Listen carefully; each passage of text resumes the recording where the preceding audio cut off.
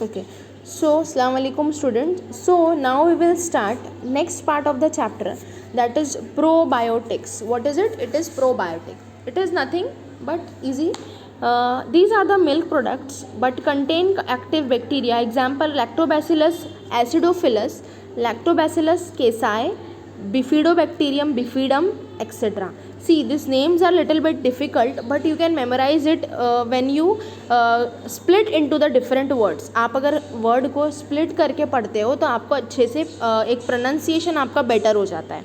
ठीक है. अब ये प्रोबायोटिक्स क्या है? ये भी मिल्क का एक प्रोडक्ट है, लेकिन कहाँ से वी कंटेन इट फ्रॉम? हम इसको एक्टिव बैक्टीरिया, जो एक्टिव रहते हैं ना, अच्छे एक्टिव बैक्टीरिया जो वेल मेंटेन्ड रहते हैं, ये भी एक तरीके का मिल्क प्रोडक्ट है, तो हमको ये एक्टिव बैक्टीरिया से कंटेन होता है. अंडरस्टूड? जैसा कि कौन से एक्टिव बैक्टीरिया, सी आप just highlighted because it could come in exam like what are the which are the 3 active bacteria. So आपको लिखने आ सकता है ये चीज़.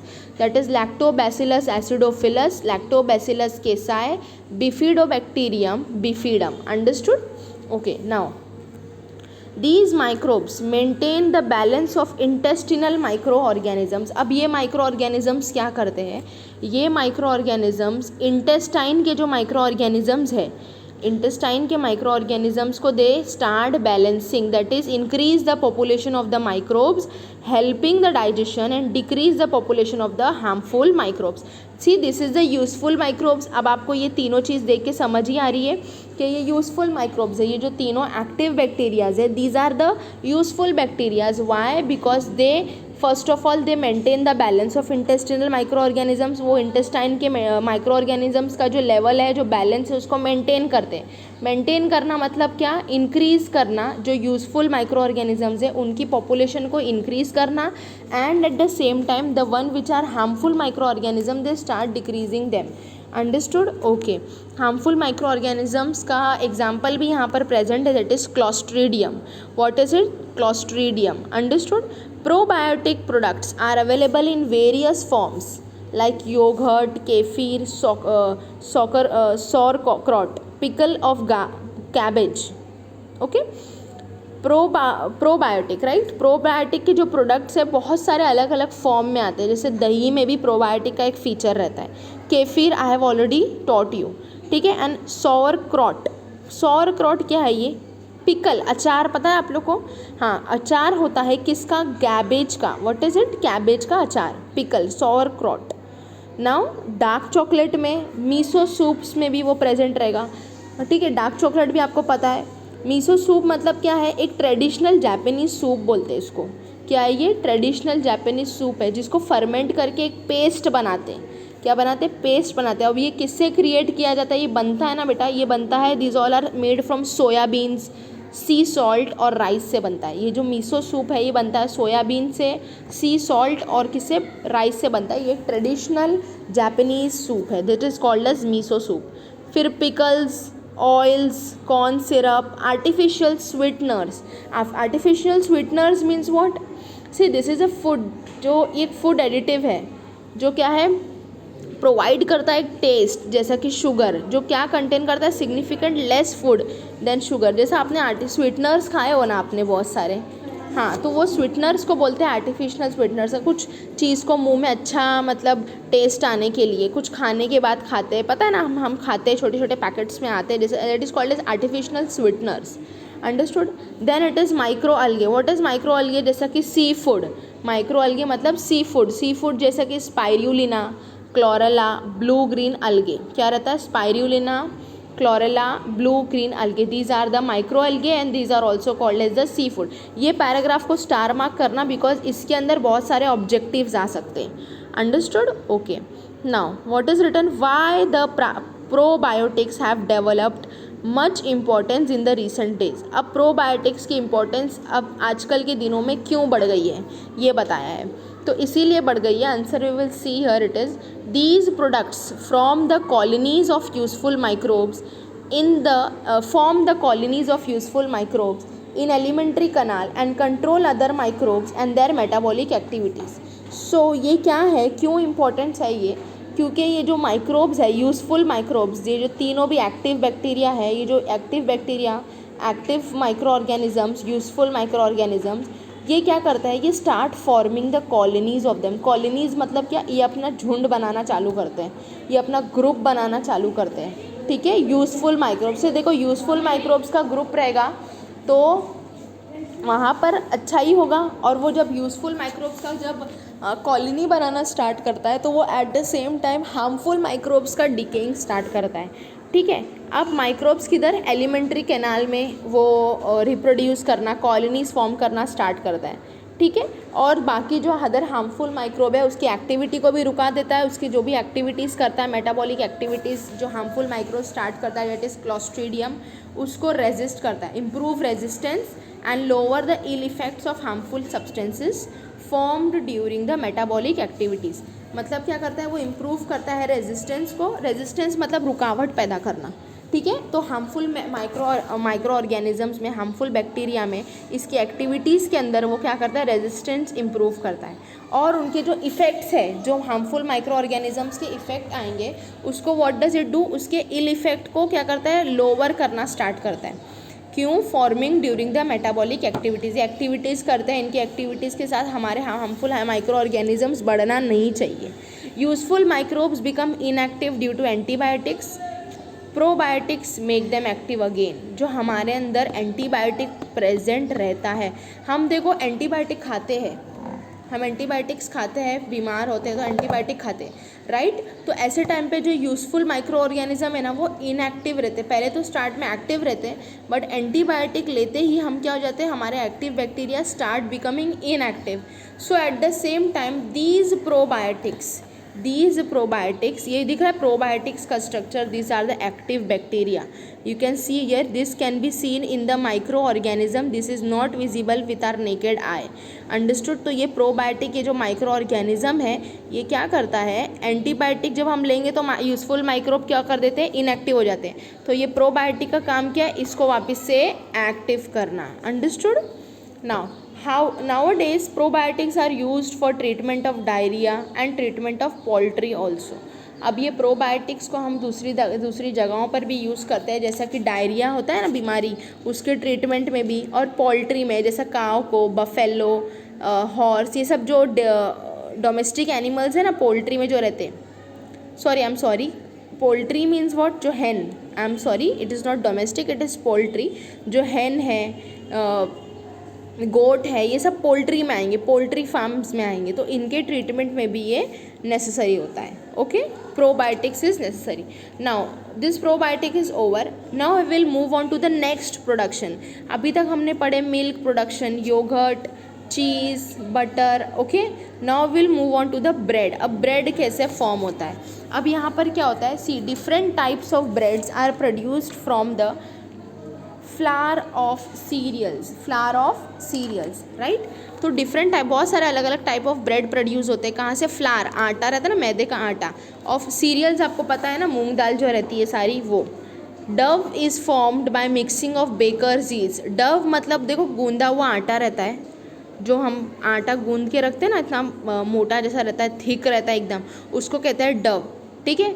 तो ये ब्रेड का, ये आटे से, जैसा मैंने बोली ना flower, that is refined flour मैदे का आटा, ठीक है। तो मैदे के आटे से ये ब्रेड का जो ब्रेड को गूंद के रखते हैं तो उसको डव बोलते हैं। ये फॉर्म होता है किससे, जब हम इसके अंदर क्या ऐड कर देंगे, when we add bakers yeast, एक यीस्ट आता है इसको खमीर बोलते हैं, when we add this yeast into that dough, तो वो खमीर को क्या कहते हैं, सैक्रोमाइसिस सर्वाइसिए।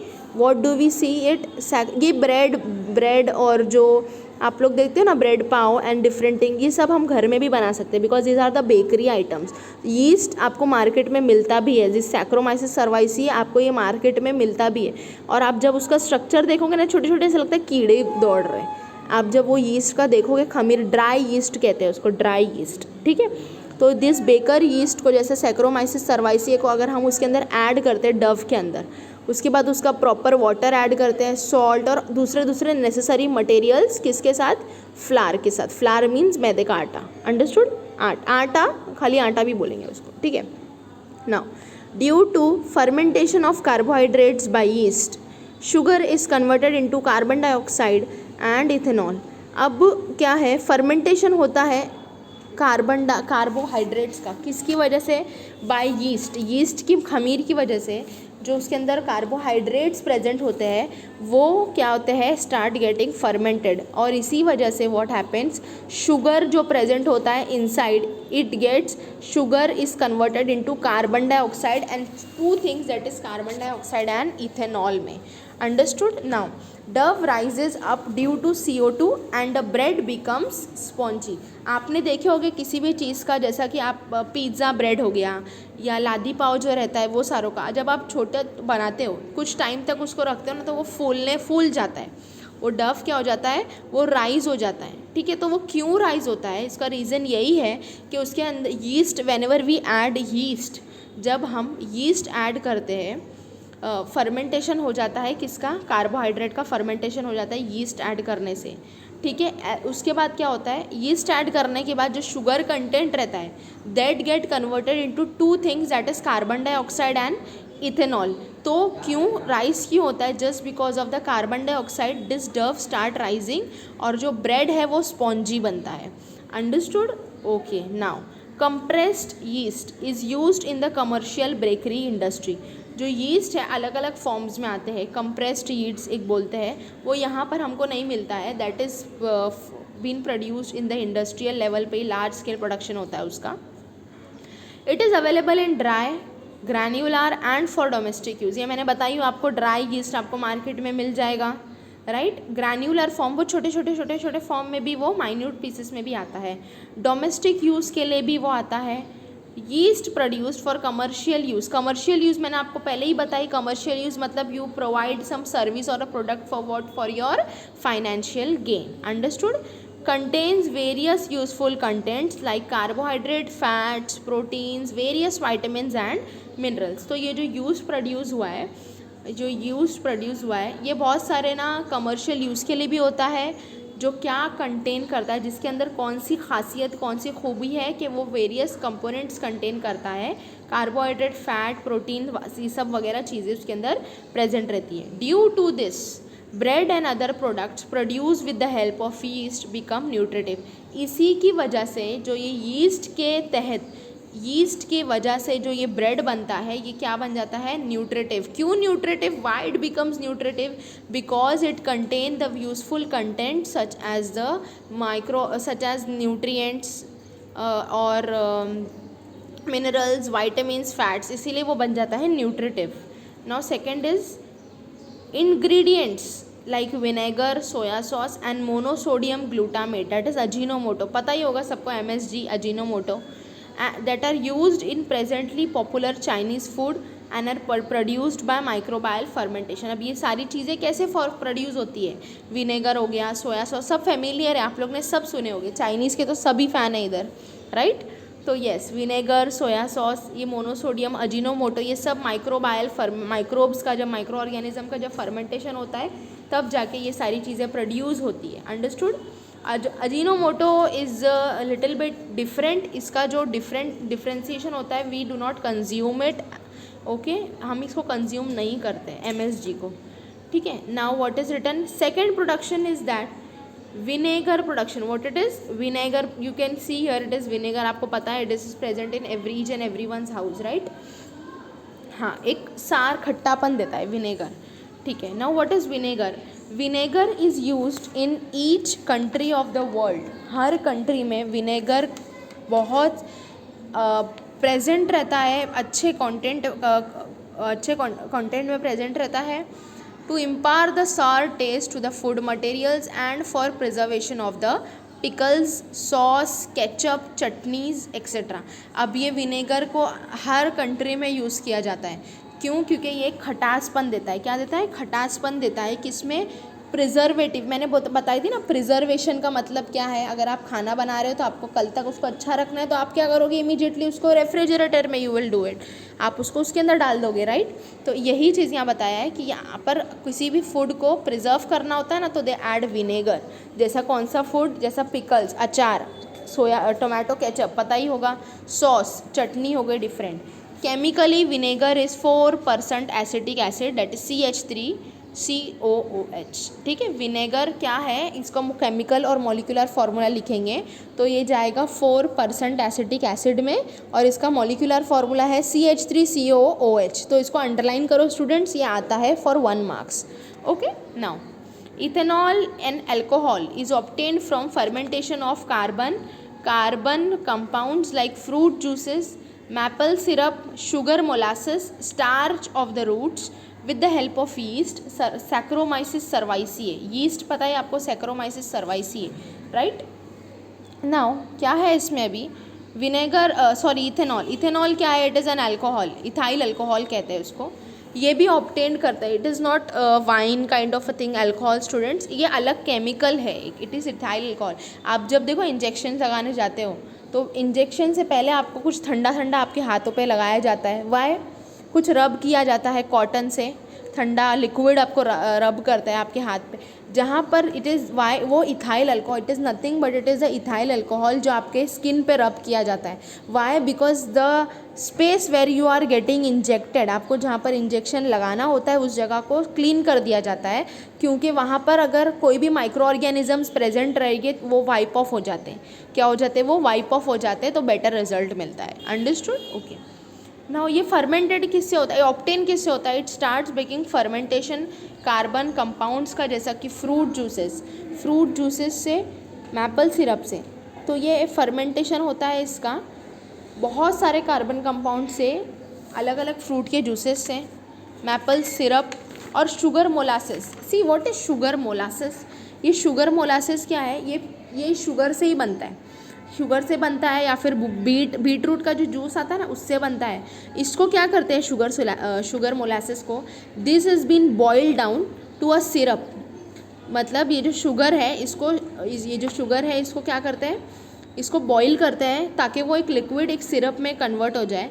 एंड अब जो शुगर क्रिस्टल्स हैं वो एक्सट्रैक्ट हो जाते हैं from the syrup and remain dark, और क्या हो जाता है, वो डार्क कलर आ जाता है, शुगर का जो क्रिस्टल है वो इसको एक्सट्रैक्ट कर दिया जाता है, तो जो लिक्विड पार्ट जो बचता है वो सिरप जो प्रेजेंट रहता है वो काफ़ी डार्क रहता है। तो ये जो हमको जो कंपोनेंट शुगर से मिला है जो डार्क है काफ़ी ज़्यादा, उसको कहेंगे sugar molasses.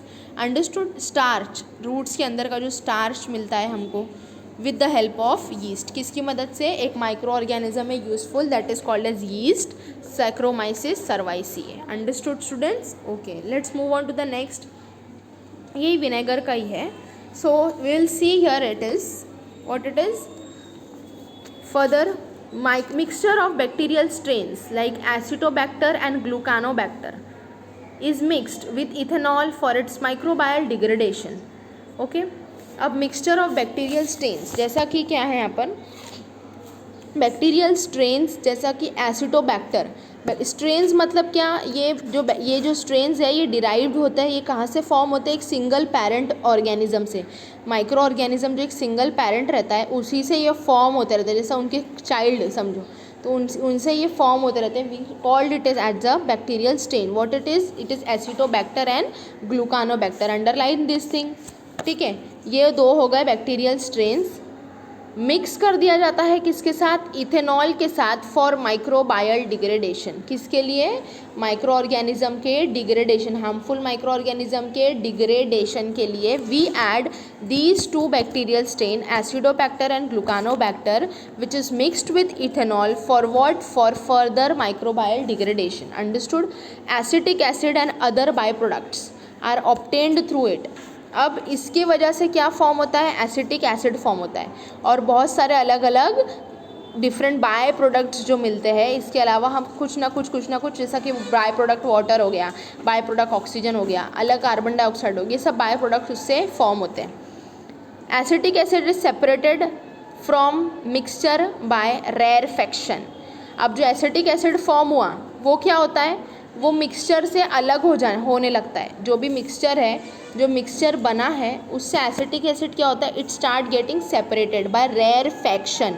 Rarefaction means what, it is nothing but it is the readily items of density opposite of compression. मतलब क्या करेगा ये, it is nothing but reduction of items. जो आइटम्स को क्या कर देते, कुछ भी फूड मटेरियल, फूड आइटम्स, उसको क्या कर देते, दे स्टार्ट गेटिंग रिड्यूस, वो उसको रिड्यूस करना स्टार्ट कर देते, डेंसिटी ऑफ आइटम्स को रिड्यूस करना स्टार्ट करते हैं।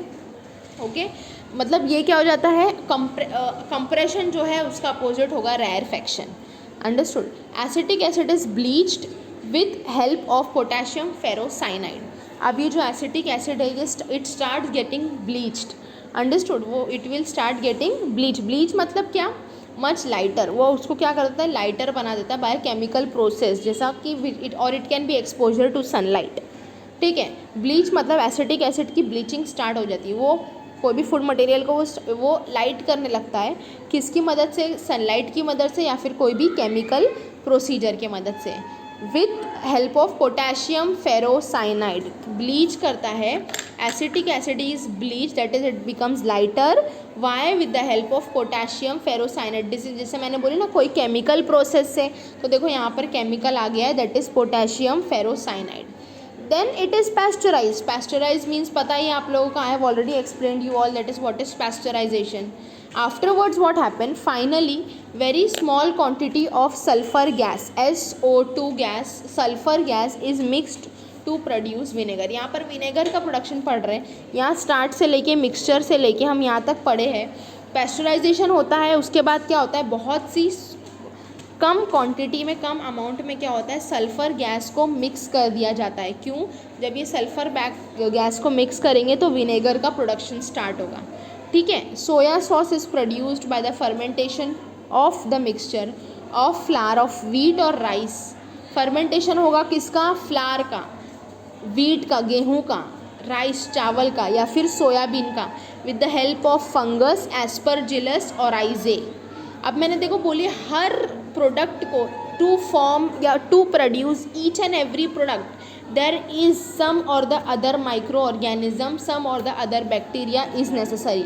जैसा कि अब विनेगर बनाने के लिए 2 बैक्टीरिया स्ट्रेन्स आए, एक्सिडोबैक्टर, ग्लूकानोबैक्टर। ठीक है, उसके बाद अभी वेट स्टूडेंट्स, हाँ ओके ना, उसके बाद अभी क्या बताया कि उसको, अब उसके बाद जो सोया सॉस बनाने के लिए किसको मिक्स करना पड़ता है, फर्मेंटेशन करना पड़ता है, but for what we have to add a fungus over here, a bacteria और fungus here that is called as aspergillus oryzae. उसके बाद ही सोया सॉस का फॉर्मेशन स्टार्ट होता है। ओके, तो यहाँ पर आपके पास दिया है, देखो प्रोडक्शन ऑफ बीवरेजेस। बीवरेजेस मतलब ड्रिंक्स एंड ऑल की बात कर रहे हैं। ठीक है, फ्रूट क्या दिया है, coffea arabica, coffea arabica, this is a fruit. Okay, क्या है ये, इसके अंदर कौन सा माइक्रोब यूज है, स्टार मार्क करो इसको और याद करना अच्छे से, इंपॉर्टेंट है ऑब्जेक्टिव पॉइंट ऑफ व्यू से। लैक्टोबैसिलस ब्रीविस, और रोल क्या है इस माइक्रो ऑर्गेनिज्म का, ये करता है, सेपरेट करता है सीड को फ्रूट से अलग करता है। जो सीड आती है वो और फ्रूट रहता है, तो ये लैक्टोबैसिलस ब्रीविस क्या करता है, सीड को फ्रूट से अलग कर देता है। और ये देखो इसका साइंटिफिक नेम है, coffea arabica is the scientific name, और जो name of the normal language में हम उसको बोलते हैं कॉफ़ी। तो कॉफ़ी के प्रोडक्शन के लिए कौन सा माइक्रोब यूज़ होगा, lactobacillus brevis. Understood students. Now second is theobroma cacao, theobroma cacao. अब इसके अंदर कौन से माइक्रो ऑर्गेनिज्म यूज़ होते हैं, candida, hansenula, pichia and saccharomyces.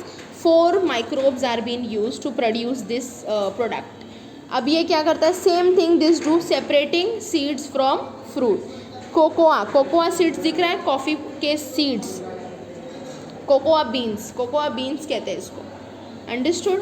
Then हो गया, फ्रूट है ग्रेप्स को फॉर्म होने के लिए कौन सा माइक्रो, ग्रेप्स को क्यों बोलते हैं फर्मेंटेशन, क्यों, वाइन का प्रोडक्शन जो होता है, जो वाइन का प्रोडक्शन होता है वो क्यों होता है, ग्रेप्स को फर्मेंट करने की वजह से वाइन्स का प्रोडक्शन होता है, राइट।